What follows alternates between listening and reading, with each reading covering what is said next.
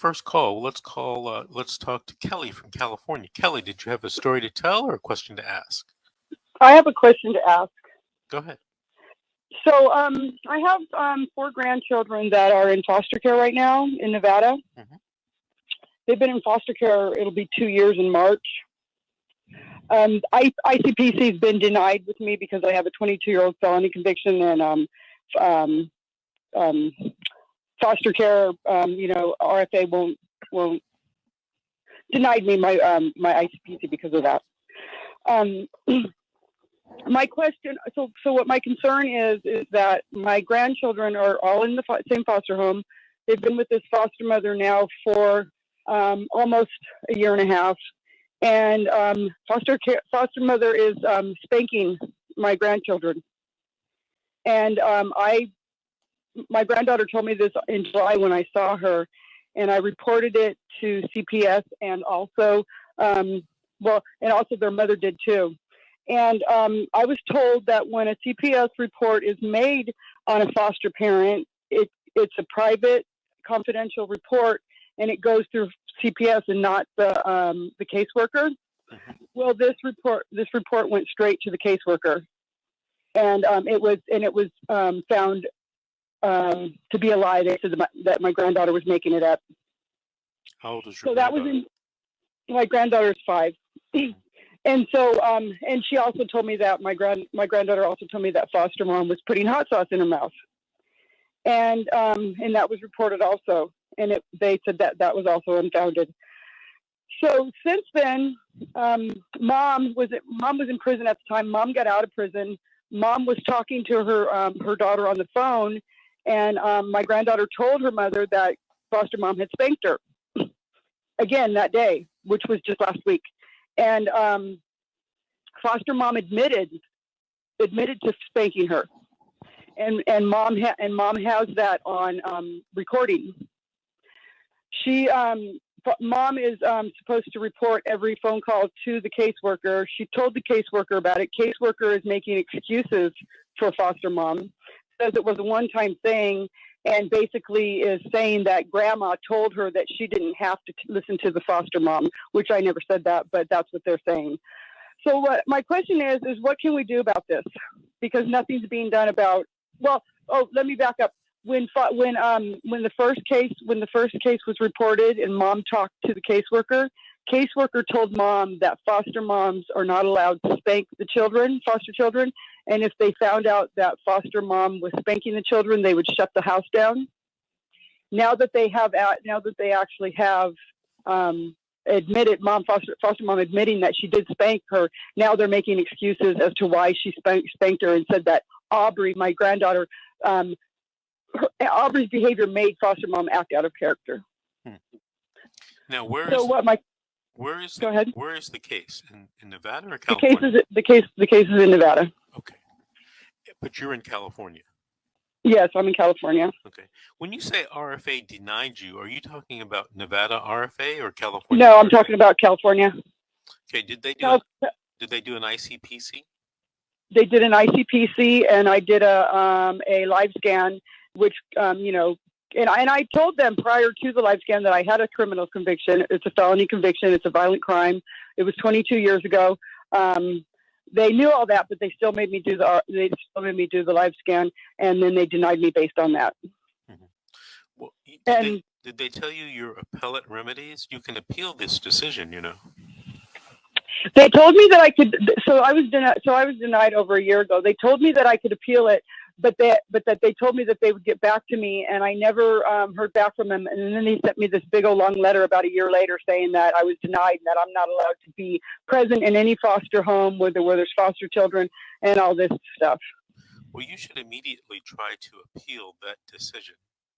The other thing that you should do, just from a general standpoint, because we're all citizens of the United States, is you should file a complaint with the Department of Health and Human Services and the U.S. Department of Justice, the Civil Rights Division. All right. Do I file a complaint against against Nevada DCSF or California? I probably do both because both states are involved. Mm-hmm. But you should also talk to an attorney about trying to appeal California's decision denying your ICPC. There's a long administrative and judicial process you can go through to get overturned a decision regarding, your ICPC being denied. The last even though it's already been denied by them and they sent me that letter? Yes, especially since they've done that. The last thing that you should probably do is you should probably talk. What county are you in? You should probably talk to an attorney that might be able to assist you. I'm in Kern County. Okay, so in your area, I'm sure there are attorneys that practice, juvenile dependency law. That's what this is called, juvenile dependency law. And, try to get a consultation with them. A lot of attorneys will do a free consultation or a low-cost consultation and try to get someone that might be able to help you. All right. The last strategy you can use is you can get, make a list of about 25 people, both relatives and friends who could possibly take care of the children and submit, have the mother submit those names to the social worker via email so that there's a digital footprint, and ask the children be placed at one of those locations. Well, we've already had 2 family members volunteer to take the kids, and they've both been denied on ridiculous reasons. Okay, Kelly?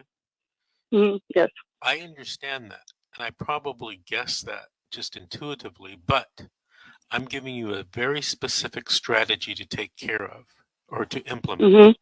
I don't care what was done in the past. Okay. Okay. Just as a FYI, I do have a family law attorney that I retained in Nevada. Okay, so does that family law attorney also do juvenile dependency? That I'm not sure of. Well, you better make sure, because, in California, at least, when you say family law attorney, that's a guy or a gal who handles divorces, child custody and divorces, child support, division of assets and liabilities. That attorney may also do juvenile dependency, but if they don't, that might be a problem. That's like asking, a doctor that does brain surgery, to do something like open heart surgery. That doctor may not be qualified to do open heart surgery. I mean, they're both doctors; they both do surgery, but it's different. It's different. Yeah. Well, what can we do about what are my options about the physical abuse going on in the foster home? Okay, so I would guess that in Nevada, because I'm licensed in California, that you can make a complaint to the agency or department that handles the licensing of foster parents. So if you were in California, you could make a complaint directly to what's called community care licensing. And that's a state agency totally separate from CPS. Okay. Okay. So I need to look into see what Nevada does about that. How Nevada handles their foster parents. Okay. And you can do that. You can do that on Google. Yeah. But okay, Kelly, yes, I'm listening. I want to encourage you to find an attorney, because now you're already telling me what you can do and what you're going to look up and all that. You're going to spend a lot of time and spin a lot of wheels, and it might be best for you to talk to an attorney. Someone was telling me the other day, someone I consider a mentor,